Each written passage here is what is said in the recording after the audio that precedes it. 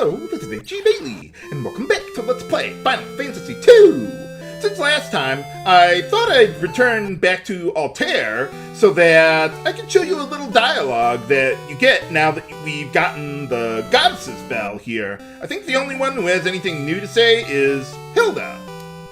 But, yep, nuts. But, yeah, just a little refresher on where you're supposed to go next.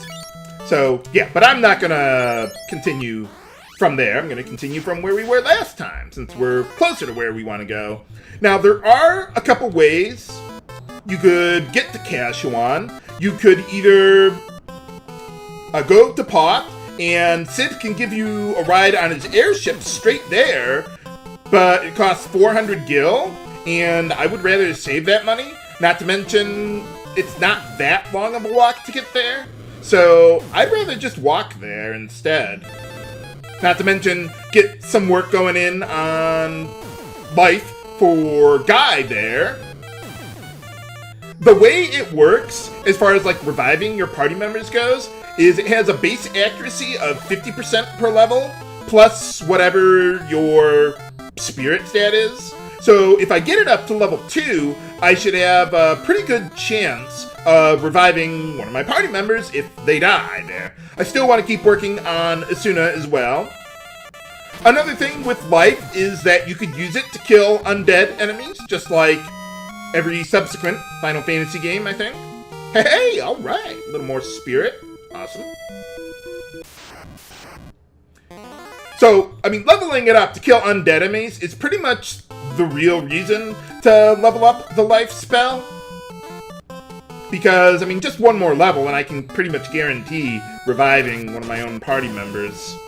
Also, as you level up the life spell, it will restore more HP to your party members when you revive them, but the amount is so negligible, I wouldn't level it up just for that reason. The real reason to level it up is to be able to pierce the magic defense of undead enemies when I cast it on them. You could also use the Cure spell to damage undead enemies, but I would rather keep those levels on my Cure spell a bit lower so I don't make it cost a lot more in the long run, whereas life really only has two purposes there. Now, as far as Maria's spells go, I want to get Fire and Blizzard up to level 4.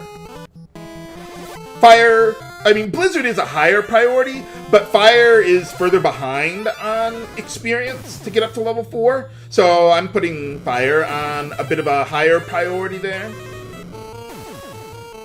I mean, there are going to be some undead enemies in Kashuan, but nothing too extraordinary, I don't think.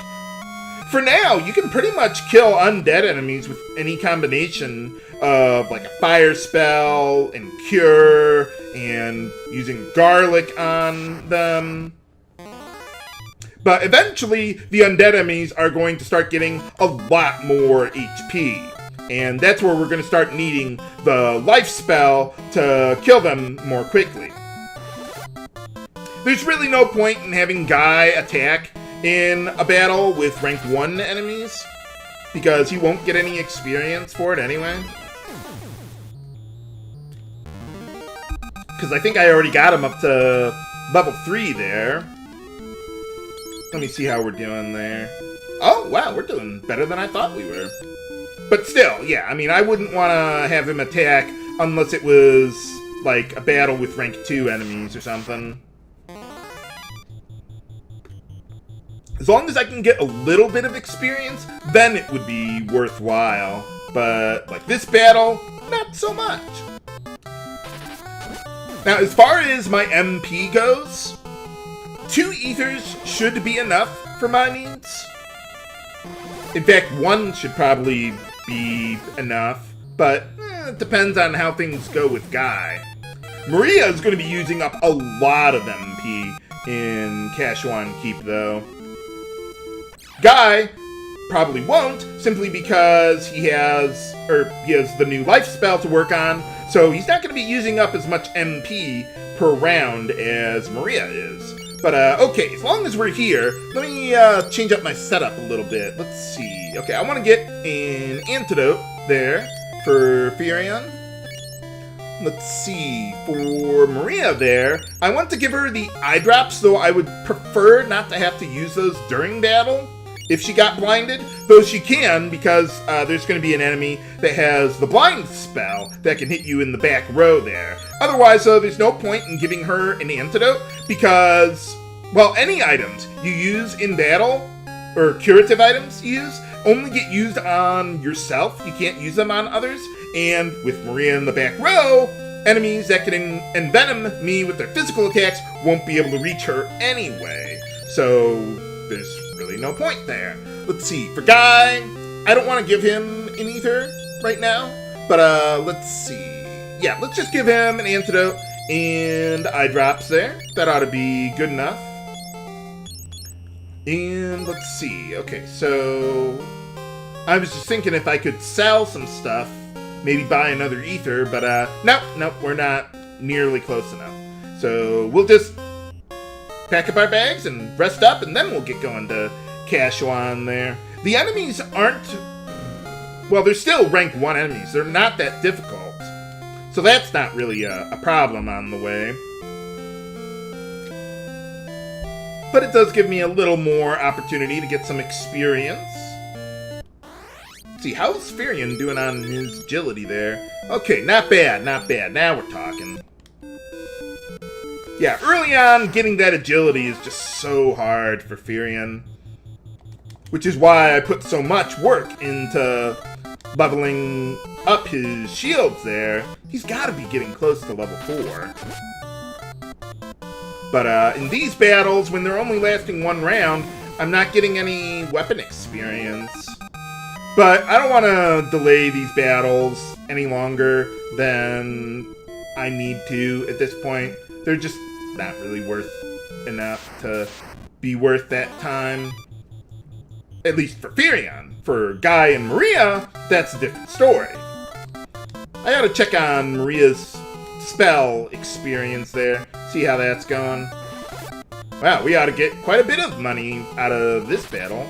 Why goblins have so much money on them, I don't know. But, there you go. I was gonna say, I hope I can kill some of them before they all run away. But yeah, I want to try to keep a balance between the fire and blizzard spells for leveling them up. Ooh, agility, nice! Yeah, now we're talking. Okay, let's see, Maria... Okay, yeah, fire's still way behind, so we'll put more time into that one, I think. Okay, so let's see, Kashuan. Well, let's take a look at what we got here. Okay, Kashuan's in the middle of that lake below us there. And the enemies we're going to be meeting up with around here are all, I think they're all rank 1 enemies. Nothing extraordinary on the way. Though you can run into some slightly tougher enemies like zombies. Not just goblins and hornets all day. But take what you can get. I prefer thinking of the goblin guards as green goblins. I mean, they are green. I wonder if that was like an intentional pun or something for them. Maybe not. Man, we're getting a lot of spirit for Guy today. How is he doing on that anyway? Ooh, wow. What, you're actually behind? Huh. He's behind Maria on his relevant magic stat. Huh. Usually spirit is way ahead of intellect, because the way it works, at least as I understand it, the chance of you gaining a point of spirit in a battle is equal to the number of times you cast a white magic spell out of 15. So, like, if I had him cast 3 white magic spells in a battle, that would be a 20% chance to gain a point of spirit. But for black magic, it's the number, or, well, for intellect, it's equal to the number, oh, wow, we got a HP out of it? Huh. I didn't think she lost nearly enough HP to do that. Huh. I thought you would have had to lose at least 10% of your HP, but, well, there it is.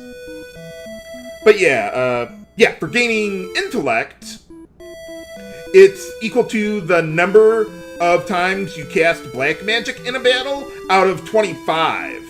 I think the reason for that is because a black magic user is pretty much going to want to focus on that all the time so that they can actually damage something, whereas a white magic user is probably going to have to rely much more on their weapon to participate in any amount of offense.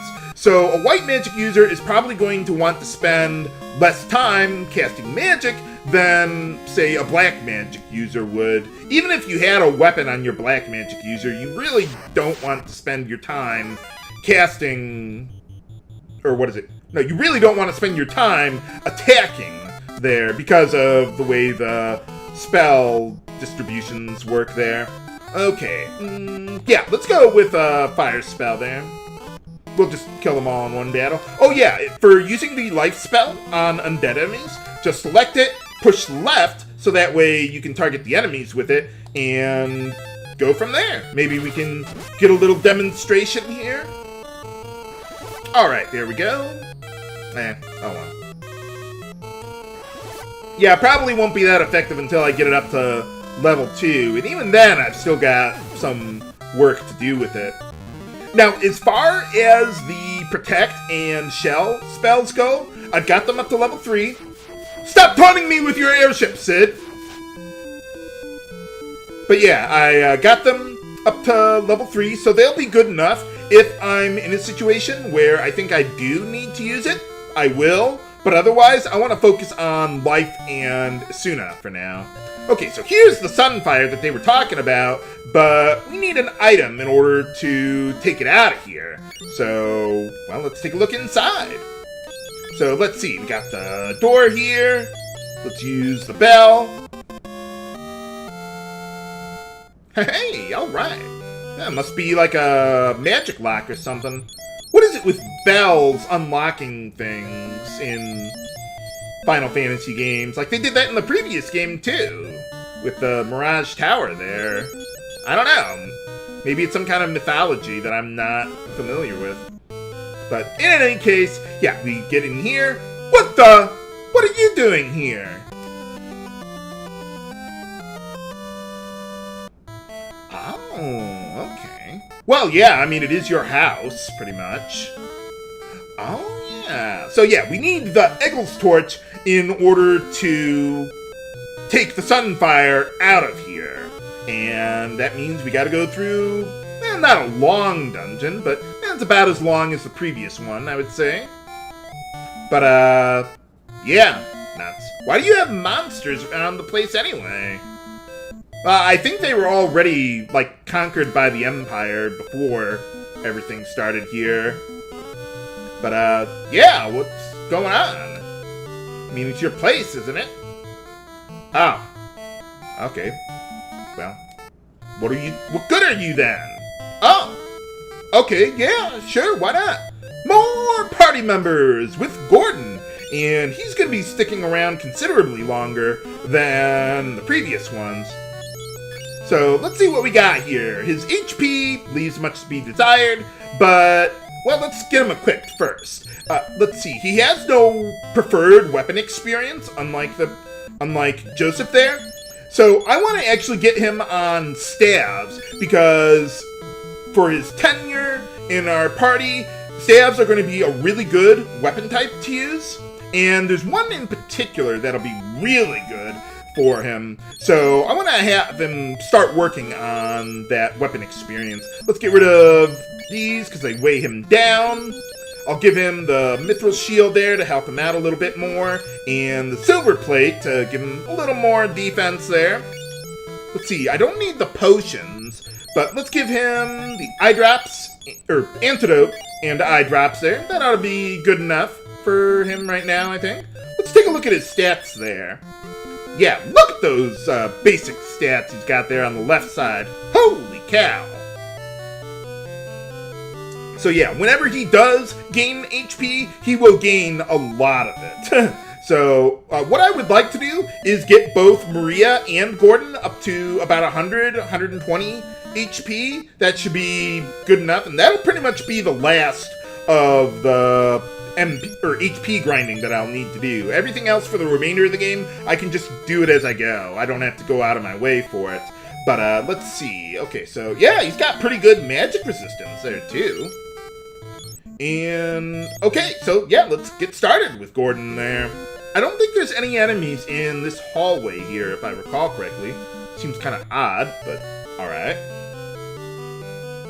So let's take the right path down here first. Okay, let's go. I want to try and work on a little bit of HP, because on the first floor here, the enemies are still the same as the ones outside. Once you get up to the second floor, not so much. They start getting a lot more difficult. I don't know that I'd call it a massive difficulty spike, but it's something to be aware of there. Might not be a horrible idea to have Gordon just attack himself to get a little HP. Oh yeah, watch what happens when Guy tries to cast life on the zombie that's dead now. But yeah, I want to use magic to deal my damage, maybe get a little more HP for Maria while I'm at it too. But Gordon is the real big target there. Ah, man. Okay, well what can happen is if you cast life on an enemy, or like an undead enemy, but you've already killed them, and you succeed with the life spell, what can happen is you can revive them briefly, but then they just die again. So you get credit for another kill there, so I guess that's good? Question mark? I don't know. Let's see. So yeah, with Gordon, he's going to be pure melee, so I want to attack with him as much as possible to get more levels as soon as possible. But otherwise, yeah, these guys are strong against ice. But I wanted to get some experience for the spell anyway. Ooh, intellect, nice. No HP though. Yeah, a little stingy there, huh? Well, okay, we can keep on working on that. We'll get there sooner or later. Once we actually get some agility, or not agility, well, whatever. Yeah, once we actually get some damage going on there. Okay, let's see. Yeah, let's just keep working on life and attack there. Between Firion and Gordon, I think they'll be able to kill the guy. Hey, alright. I was gonna say if he missed, if Gordon can hit the broadside of a barn, which he can, apparently. That is another nice thing about staves. They are pretty accurate. Not quite as accurate as knives, but still better than swords. But here we get a Cure Tome, and I absolutely want to hold on to that for later in the dungeon. That'll be really useful against the boss, who can deal massive multi-targeting damage on your entire party. So I want to have massive healing in order to offset that. I'm thinking if I want to hit my own party with fire first, or hit the enemies first. Let's hit my own party with it first, because this battle's going to take a couple rounds anyway. And then I can have Maria take out whatever enemies don't run away. They're not worth very much money anyway. Now, once we get up to the second floor, that's where we're going to start running into a lot tougher enemies. And the battles are going to start taking quite a bit longer. So I'm going to be editing out random battles as normal when I have a battle that's going to last more than a couple rounds, or if it's an enemy that I've already seen before. I'll probably show some more battles than I usually do, given the nature of the game here. But I will be editing out some amount of random battles. Well, at least Gordon, I don't think I pointed it out, but you might have noticed, yeah, he has no weapon experience or shield experience when he joins the party, so you can have him do whatever you want. So that's why I held on to, like, the Mythril staff from earlier there. So just plan a little bit ahead there for him. I'm not really worried about his evasion percentage or his agility stat. I mean, he's going to stick around for a while, but not an extraordinarily long time. Certainly not enough for me to care that much about his long-term stats. There you go. Yeah, I really want to get maybe one more HP gain there for Gordon, because there's going to be some enemies that can hit pretty hard up top. Well, let's see. Over here, we got another trap room there. But there are some fairly profitable enemies to fight in that room there, if you wanted. Let's see. I don't want to single target my fire spell, because that could probably kill Gordon. Although, I could kill him and then revive him with life. But, no, I don't think I want to take that chance. Let's not do that. Let's just do this the old-fashioned way, I think. Oh, I'm not going to be able to reach that vampire thorn in the back row there. Okay, then this will take slightly longer. Well, unless the two hornets run away, which they might. Yeah, I'm surprised Gordon's being able to hit stuff here. Okay, come on, run away. Well, that's okay. Maybe I should use another spell on my party here. It's going to take another round. I can't kill that vampire thorn in the back row there. Well, I mean, and kill all the other enemies at the same time.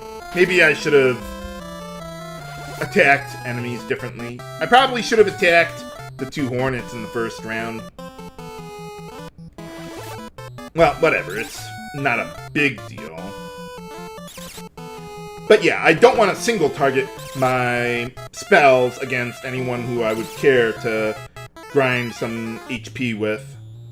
But, okay, there we go. Alright, so now, yeah, let's just get anything else going. Yeah, why don't we go with Shell? We're getting close to the point in the game where Shell will start to become a little important there.